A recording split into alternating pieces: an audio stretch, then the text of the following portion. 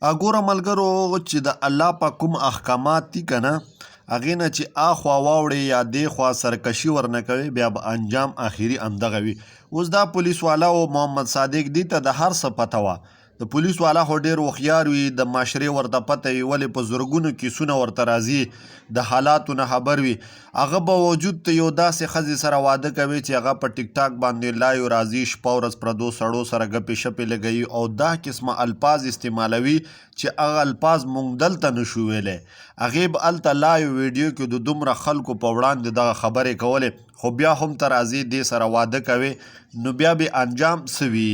دې نه مخکې چې کوم خاوند یې کړی و هغه یې د پلار د خاندان په خوښه کړی و، بیا هغه نه په زبردستۍ باندې طلاق واخیستو.